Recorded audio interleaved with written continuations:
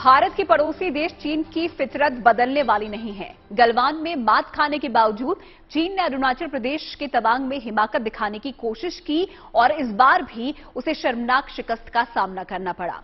चीन की फितरत को देखते हुए भारत ने भी मुकम्मल तैयारी कर रखी है। चीनी सैनिकों को सबक सिखाने के लिए सेना के हाथ में अब वज्र लग चुका है, जिसके हाई वोल्टेज झटके से पीएलए का दिमाग जरूर ठिकाने आ जाएगा।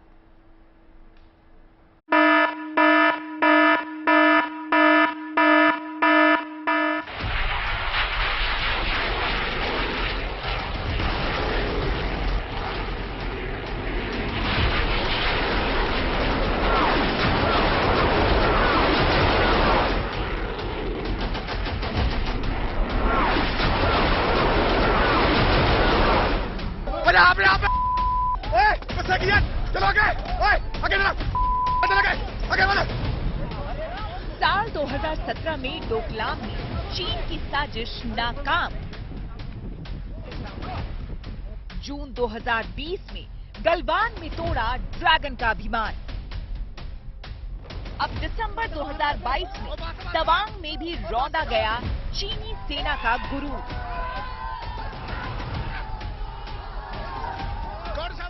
जब जब चीन की ओर से गुस्ताखी की कोशिश हुई, तब तब उसे शर्मिंदगी वाली शिकस्त झेलनी पड़ी।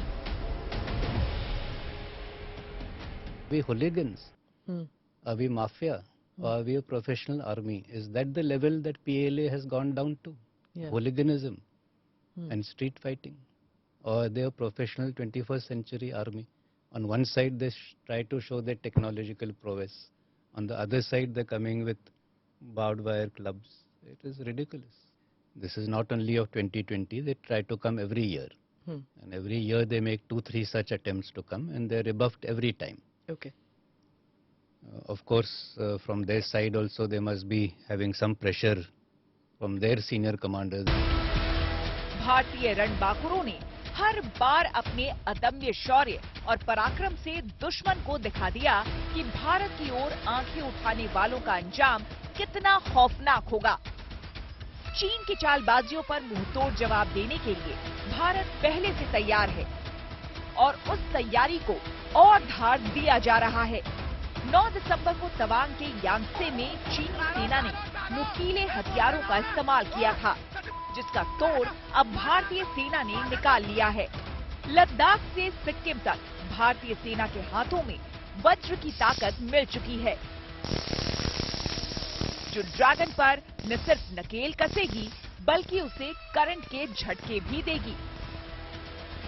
इसका जो 75% एरिया है दैट इज इलेक्ट्रीफाइड और यार का नाम क्या है? इसका नाम वज्रा है। 75% इसका इलेक्ट्रीफाइड है और इसमें ये मेटल का बना हुआ है। There is a metal spikes on it to puncture the bullet proof vehicles as well as to hit someone. ठीक है, there is a operator switch है। हम इसे जब प्रेस करते हैं तो और इसके बाद किसी पे भी हिट करते हैं तो ही गेट्स अ शॉक। अब मैं आपको समझाऊं, वज्र हमारे जो पुराण हैं, कथाएं हैं, उसमें वज्र का इस्तेमाल होता कि कैसे वज्र जैसा एक बड़ा हथियार था जिसकी मार से कोई नहीं बचता था। झुंड बनाकर आने वाले चीनी फौजों से मैन टू मैन कॉम्बैट में भारतीय सेना को वज्र के तौर पर नई ताकत मिली है। मेक इन इंडिया के तहत भारतीय स्टार्टअप ने ऐसा वज्र बनाया है जो चीन की बुलेट प्रूफ गाड़ियों को भी भेद सकता है। दूसरा, एलएसी पर कई इलाकों में चीन बुलेट प्रूफ गाड़ियां लेकर के आता है। जैसा मोहित ने बताया, बुलेट प्रूफ गाड़ियों को आप लाठी डंडे से नहीं तोड़ सकते, लेकिन अगर वज्र मारा किसी ने पूरी ताकत से तो बुलेट प्रूफ का शीशा चटक जाएगा कम से कम। बिल्कुल, 3-4 वॉर में टूट भी सकता है। बिल्कुल। 29 नवंबर 1996 में भारत और चीन के बीच एलएसी को लेकर एक समझौता हुआ था, जिसमें अनुच्छेद 6 में कहा गया था, एलएसी के 2 किलोमीटर के दायरे में कोई भी देश गोलीबारी नहीं करेगा, जैविक हथियार या हानिकारक केमिकल का इस्तेमाल नहीं करेगा, ब्लास्ट ऑपरेशन या बंदूकों और विस्फोटकों से हमला नहीं करेगा। समझौते के तहत गोलीबारी का इस्तेमाल तो नहीं किया जाता, लेकिन चीन कहां बाज आने वाला है। चीनी सैनिक लाठी डंडों और नुकीले हथियारों के साथ पत्थरबाजी के जरिए भी गुस्ताखी की कोशिश में लगे रहते हैं, जिसका मुंहतोड़ जवाब देने के लिए भारत ने जबरदस्त तैयारी कर रखी है। इस जैकेट की खासियत क्या है मोहित? क्योंकि हम अमूमन देखते हैं बुलेट प्रूफ जैकेट जो होते हैं बहुत भारी होते हैं, ये मैं देख रहा हूँ फिट टू बॉडी है, बहुत लाइट वेट है, ये मुझे किस तरह के हमलों से बचा सकती है? जैसा कि हम वहां देखते हैं कि वहां पथराव की स्थिति बहुत ज्यादा उत्पन्न हो जाती है। कई बार उधर से पत्थर फेंके जाते हैं, इधर से भी पत्थर फेंके जाते हैं, उधर से कुछ नुकीले चीजों से वॉर किया जाता है, चाकू, कुल्हाड़ी, वॉटेवर। तो ये स्टैब से बचाता है, मतलब आपको कोई भी नुकीली चीज अगर आपके बॉडी पे आती है तो रेजिस्ट करता है उसे, उससे आपको प्रोटेक्ट करता है। इस तरह के नुकीले पदार्थों से, नुकीली चीजों से जैसे कि मैं अगर मैं आपको इस नुकीले इससे मैं हिट करूं तो it can protect you from. मुझे बिल्कुल इसमें आभास नहीं हो रहा है। बिल्कुल मेटल शीट हो रही है लेकिन मुझे घाव नहीं पहुंचा रहा। इसीलिए तो आपको एक तरह से डिफेंस इक्विपमेंट है, ये आपको प्रोटेक्ट करता है। सिर्फ दिन ही नहीं बल्कि रात में भी दुश्मनों की चाल को नाकाम करने के लिए भारतीय सेना ने कमर कस रखी है। इस तरह के शील्ड का इस्तेमाल आपने दंगों में देखा होगा। एलएसी पर भी जब चीनी ऊंचे इलाकों से आते हैं तो पत्थरबाजी करते हैं, पत्थर चलाते हैं, कई जवान घायल होते हैं। शील्ड आमतौर पर इस्तेमाल की जा सकती है, लेकिन ये कोई साधारण शील्ड नहीं है। इसमें खास क्या है मोहित? इसमें भी आप जो शील्ड देख रहे हैं नॉर्मली पत्थरों से बचाती है, बट ये हम चीनी सैनिकों को बाहर खदेड़ने के लिए काफी ज्यादा इस्तेमाल है, क्योंकि कोई हमारे ऊपर जब चढ़ने की कोशिश करता है तो इसके जितने ब्लैक रीजन देख रहे हैं दैट इज इलेक्ट्रीफाइड, और साथ में इसके स्ट्रोबोस्कोप लगा हुआ है टू टेम्पररी डिस्टॉर्ट। स्कोप क्या काम करता है? जो उनकी, जैसे हम कैमरा के इफेक्ट देखते हैं कि कैमरा जब फ्लैश क्लिक होता है तो हमारी आंखें बंद हो जाती हैं, ठीक है, उसी तरीके से जब कोई सामने से रात में एंटर करने की कोशिश करता है तो ये फ्लैश चलते ही आंखों की थोड़ी सी विजन आप कह सकते हो डिस्टॉर्ट होती है, और हमारे एड ऑन एडवांटेज मिलता है कि हम उन्हें काउंटर कर सकें। चीन को उसी की भाषा में जवाब देने की तैयारी के साथ ही भारत एलएसी पर वायुसेना की विराट शक्ति का प्रदर्शन कर रहा है। एयरफील्ड्स को एक्टिव किया गया है, हेलीकॉप्टर्स और जेट उड़ान भर रहे हैं। इस पूरे क्षेत्र की सुरक्षा के साथ जितनी शक्ति बढ़ेगी, युद्ध की संभावना उतनी ही कम होगी। हालांकि इसका कनेक्शन तवांग मामले से नहीं बताया गया है। वायुसेना का ये पहले से तय कार्यक्रम के मुताबिक है, लेकिन संदेश तो इसका उससे जुड़ता है ही। आसमान में गरजते फाइटर जेट, दुश्मनों के हौसले पस्त करने वाले हेलीकॉप्टर्स और शत्रु को चकमा देने वाले यूएवी के बेड़े के साथ भारत की वायुसेना चीन की सीमा के पास शक्ति प्रदर्शन कर रही है।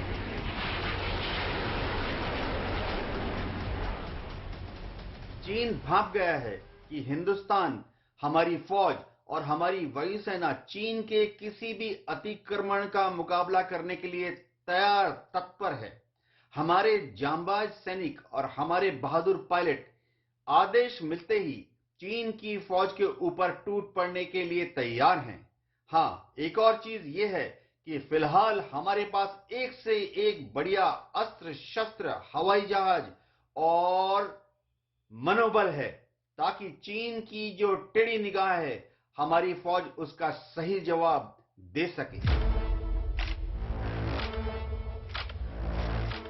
चुनौतीपूर्ण माहौल में अपनी सामरिक तैयारियों को परखने के लिए भारतीय वायुसेना की पूर्वी कमांड इस बड़ी एक्सरसाइज को अंजाम दे रही है।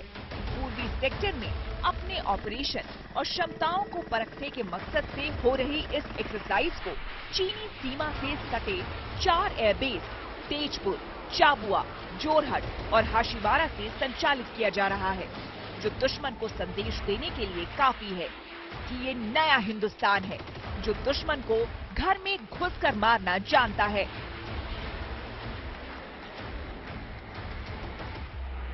नोएडा से आशुतोष मिश्रा के साथ bureau report, good news today.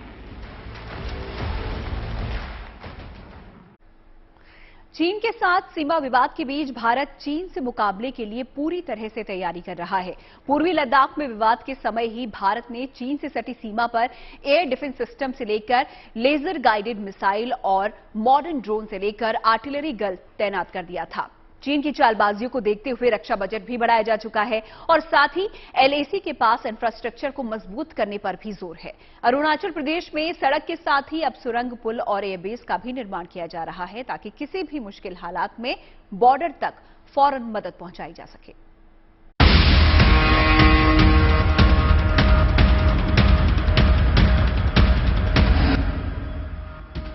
Tawang में अगर चीन को मुंह की खानी पड़ी तो उसकी वजह है भारतीय सेना की जबरदस्त तैयारी, जो लद्दाख से लेकर अरुणाचल तक पुख्ता हो चुकी है। इसी का नतीजा है कि चीन को बार बार शिकस्त का सामना करना पड़ रहा है। वैसे तो चीन ने अपनी चालबाजी की शुरुआत 1999 में ही कर दी थी और वो अपनी वेस्टर्न डेवलपमेंट स्ट्रेटेजी के तहत तिब्बत में काफी अच्छा इंफ्रास्ट्रक्चर तैयार कर चुका है। लेकिन ऐसा नहीं है कि भारत अब इसमें पीछे है। भारत ने पिछले कुछ साल में अपने इंफ्रास्ट्रक्चर में अच्छी खासी तरक्की की है। भारत ने 2014 से अब तक एलएसी पर अपना इंफ्रास्ट्रक्चर जाल काफी मजबूत किया है। 2014 से 20 के बीच भारत में 4,764 किलोमीटर सड़क का निर्माण हुआ। सीमावर्ती सड़कों का बजट भी 2014 से 2020 में 23,000 करोड़ से बढ़कर 47,000 करोड़ हो गया। 2014 से 2020 के बीच करीब 14,000 मीटर पुलों का निर्माण हुआ था। 2008 से 2014 में सीमा पर सिर्फ एक सुरंग का निर्माण हुआ था, जबकि 2014 से 2020 के बीच 6 सुरंगों का निर्माण किया गया। जहां तक मेरा मानना है कि जिस तरह से इंडिया अपना इंफ्रास्ट्रक्चर डेवलपमेंट बॉर्डर एरियाज में कर रहा है, चीन का उससे चिंतित होना स्वाभाविक है। लेकिन इंफ्रास्ट्रक्चर का डेवलपमेंट अकेला ऐसा कारण नहीं है कि उसको ईस्टर्न लद्दाख में एलएसी के पार आना पड़ा, गलवान जैसा क्लैश करना पड़ा और अभी 9 दिसंबर को यांगसे में क्लैश करना हुआ। उसकी डिजाइन है कि वह भारत को विकास के रास्ते से रोक करके बॉर्डर पर ही एक्टिविटीज में सीमित करके फंसा दे, ताकि भारत जो विश्व परिदृश्य में अपना स्थान बनाना चाहता है उसमें कमी हो, उसमें रोक हो। आज भारतीय फौज का मनोबल आसमान में है। इसकी वजह है बेहतर सुविधाएं। देश के रणबांकुरों को पता है कि हालात बिगड़े तो फौरन उनके दूसरे फौजी साथी मदद के लिए पहुंच जाएंगे और फिर सब मिलकर डटकर मुकाबला करेंगे। बीते कुछ सालों में इंफ्रास्ट्रक्चर में काफी सुधार किया गया है, जिसकी वजह से सरहद तक सेना का पहुंचना अब बेहद आसान हो गया है। अब देखिए कि पिछले कुछ वर्षों में बॉर्डर रोड्स ऑर्गेनाइजेशन जो है उसने जबरदस्त काम किया है और जबरदस्त काम ऐसे किया है कि उसने उन सीमावर्ती इलाकों को तक सड़कों को बनाने का काम बहुत तेजी से किया है।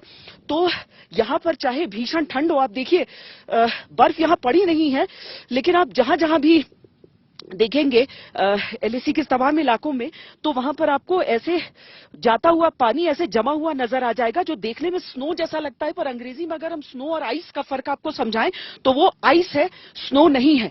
ये बर्फबारी नहीं हुई है बल्कि जमकर ये पानी बर्फ बना है।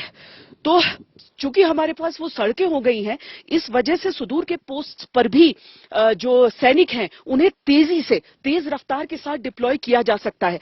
और 12 महीने केवल हमारे सैनिकों की तैनाती नहीं रहती है, बल्कि बीआरओ के ये जो कर्मयोद्धा है वो सब भी इन इलाकों में इस भीषण ठंड और इस ऊंचाई के बावजूद अपने काम में लगे रहते हैं और देश को सुरक्षित रखते हैं।